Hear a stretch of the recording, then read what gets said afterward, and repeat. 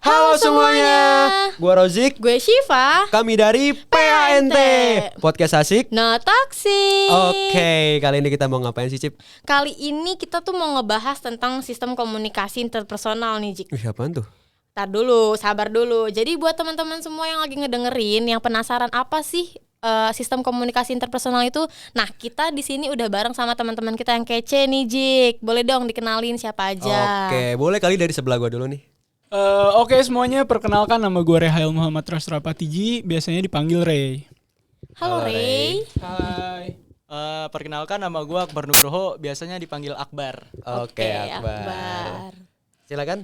Halo semuanya, kenalin gua Madif Tare Samudra, bisa dipanggil Arya. Halo Arya. Halo semuanya, nama gue Yasmina Anjani, biasa dipanggil Yasmin. Oke, udah tadi- lengkap nih teman-teman kita semua. Oke. Tadi Cipa tuh ngasih tahu gua kita di sini mau membahas sistem komunikasi interpersonal. Nah, gua Betul. pengen nanya nih ke kalian nih, apa sih komunikasi interpersonal itu? Mungkin gue boleh jawab kali ya. Jadi gue bakal jawab pakai definisi ahli nih. Wih, Ahli. siapa tuh ahlinya? Jadi menurut Mulyana, komunikasi interpersonal adalah komunikasi antara orang-orang secara tatap muka yang memungkinkan setiap pesertanya menangkap reaksi secara langsung, mau verbal ataupun non-verbal. Oke, gitu. berarti ini kita sekarang lagi komunikasi Iya, interpersonal bener ya, banget. bisa dibilang ya. Oke, terus gimana lagi nih? Apalagi? Apakah ada model yang lainnya nih? Ada kayak tahapan-tahapannya Iya. nggak sih yang bisa ngebedain antara ini? Nah, ini nih kalau ngelihat yang tadi udah kita lakuin, bener yang tadi kata Ray, kita sekarang sedang melakukan proses komunikasi interpersonal, seperti yang udah Cipa bilang juga tadi. Nah, jadi dalam tahapan komunikasi interpersonalnya sendiri, dia itu pertama-tama ada keinginan dari seorang komunikator untuk mengirim pesan. Nah, setelah itu ada proses mengirim pesan. Nah, setelah itu dilanjutkan pesannya diterima oleh seorang komunikan. Nah, pas pesannya udah diterima, baru deh komunikan memberikan feedback atau respon kepada komunikator. Oh, gitu. Oke, Ya, berarti pokoknya yang nyampein pesan tuh komunikator, yang menerima pesan itu komunikan Komunikan, ya. benar. Oke, terus yang paling penting itu harus ada kemauan atau keinginan dari dalam komunikatornya Betul untuk bisa sekali. komunikasi. Oke, menarik ya nih. Kalau untuk sistem komunikasi interpersonal tuh kira-kira ada model-modelnya nggak sih? Ada. Jadi di komunikasi interpersonal itu ada beberapa model yang sering dipakai. Salah satu yang bisa gue sebutin adalah model pertukaran sosial. Jadi di model pertukaran sosial ini ada 3 unsur utama yang dianggap sangat penting untuk terjadinya sebuah hubungan komunikasi interpersonal. Jadi yang pertama itu ada unsur ganjaran, pengorbanan, dan keuntungan. Contohnya itu kalau kita ambil unsur keuntungan, jadi di teori pertukaran sosial yang pakai unsur keuntungan itu setiap orang melakukan komunikasi interpersonal untuk mendapat keuntungan. Contohnya kayak kalau kita berdagang gitu, jadi Oke. saling mendapat keuntungan, kita dapat barangnya, pedagangnya dapat uangnya. Oke, gitu. berarti emang saling ambil benefit ya, Ya, satu sama betul. lain. Mutualisme Oke, ya. iya, mutualisme. Terus ada lagi nggak sih kira-kira?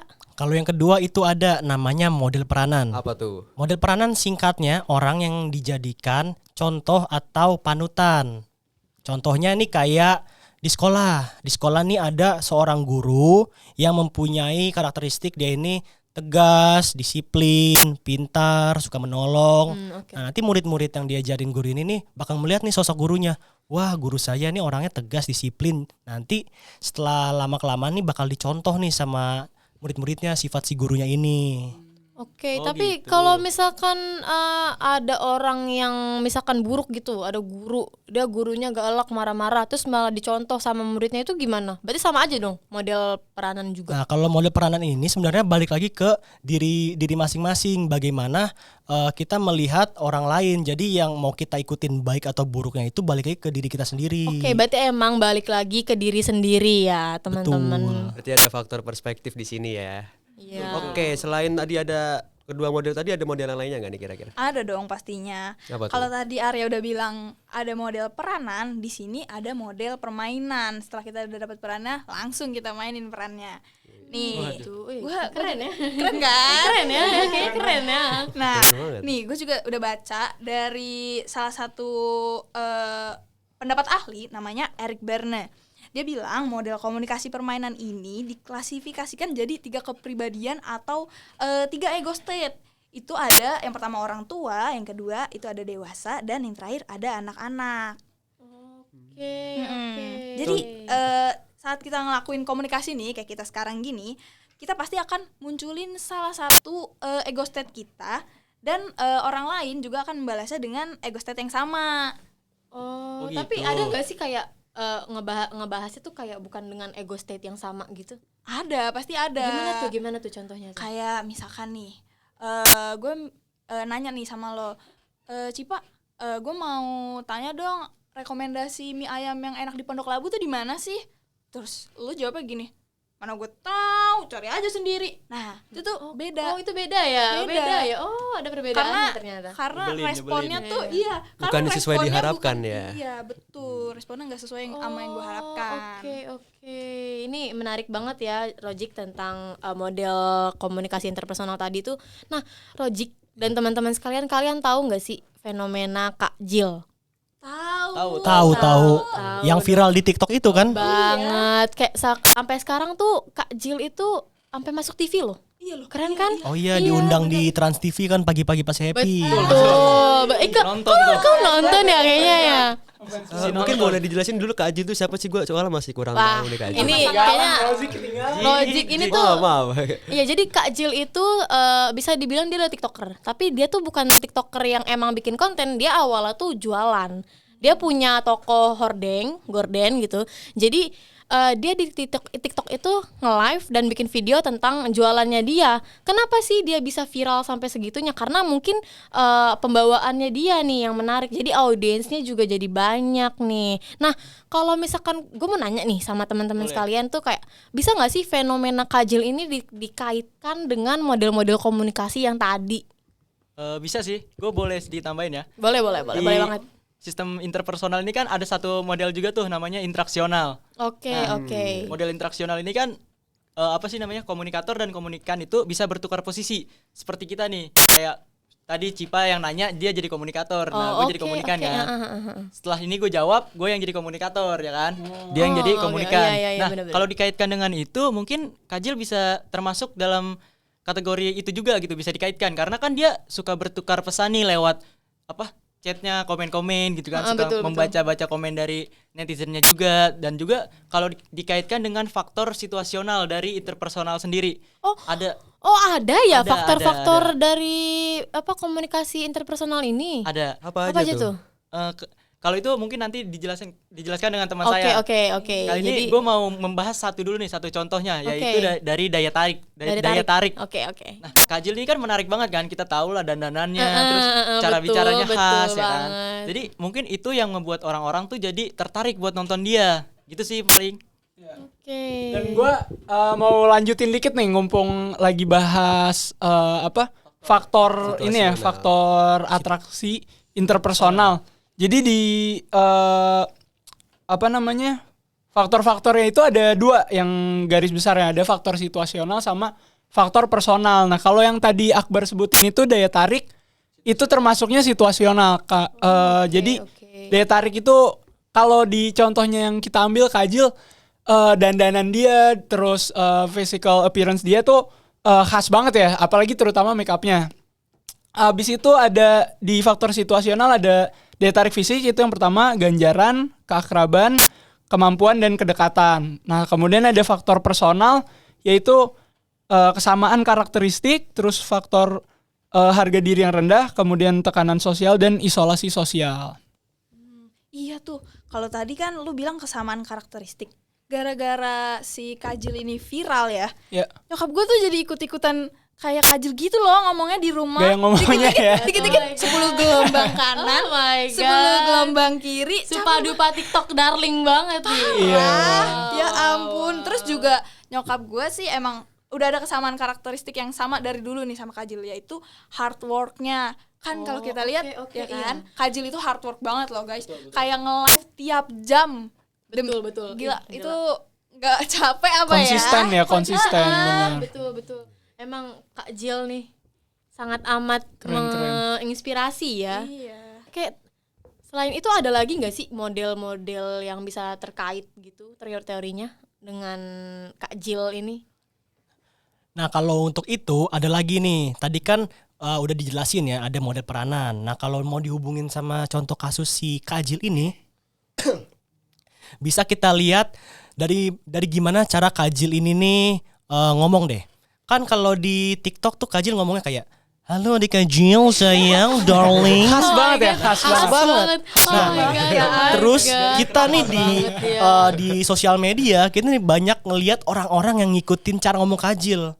Halo darling sayang, 10 gelombang kanan, 10 gelombang kiri. Supa dupa begitu TikTok tuh darling. diikutin sama orang-orang. Jadi Kak Jill ini jadi role model mereka Oh iya. dari cara dia ngomong. Iya betul. Karakter lah ya. Betul. Nah selain itu, seperti yang tadi udah Yasmin jelasin, Kak Jill ini kan orangnya pekerja keras. Betul. Dia ini kan sebenarnya dia ini penjual gorden yang melakukan live TikTok sambil mempromosikan dagangannya. Di situ tuh dia nih berkomitmen sama konsisten banget nih. Jadi dia bener-bener hardworking dalam mempromosikan barang-barangnya dan hal itu juga bisa dicontoh sama masyarakat. Oke, menarik ya ternyata ya. Nah, terus juga selain model peranan, ada juga model permainan yang bisa kita kaitin nih sama Kak Jill. Yaitu Kak Jill bisa memposisikan dirinya itu sebagai seorang yang memiliki ego state dewasa. Oke. Karena apa tadi tuh? udah diomongin. Ya, Iya kenapa tuh? Karena nih, contohnya aja kalau dia nge-live, dia pasti memposisikan dirinya tuh kayak seolah jadi kakaknya kita nih, kakaknya audiens. Iya, benar sih. Dia kan panggilnya Adek Kak Jill, Iya. saya. Bener. Ya kan? Bisa jadi juga ya. Ternyata emang keren sih ini Kak Jill ini nih. Terus kalau misalkan dari lo sendiri Ray, ada nggak sih yang mau lo tambahin tentang Kak Jill ini nih?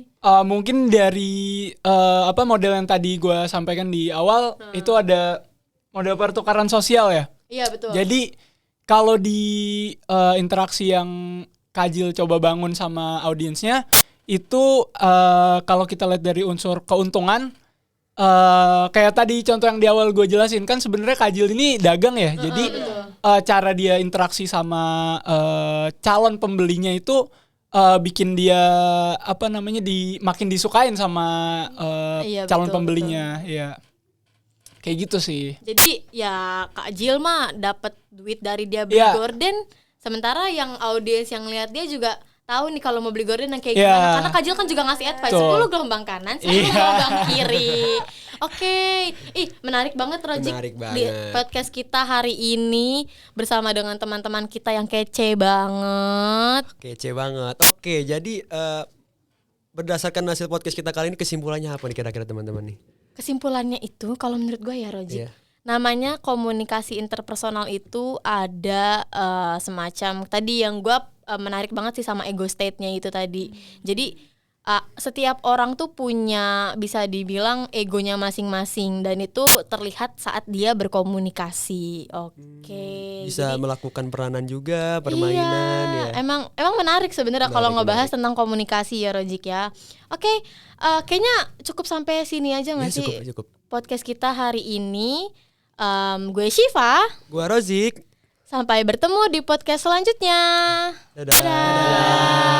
Makasih teman-teman semua. Gue boleh pantun nggak? Boleh pantun? Boleh, silakan. Boleh banget. Mau pantun. Silakan kasih tahu Mas Akbar. Pagi-pagi kita maraton. Cakep. Jangan lupa makan kedong-dong. Cakep. Terima kasih yang udah nonton. Suka nggak suka harus suka dong. Yeay. Keren.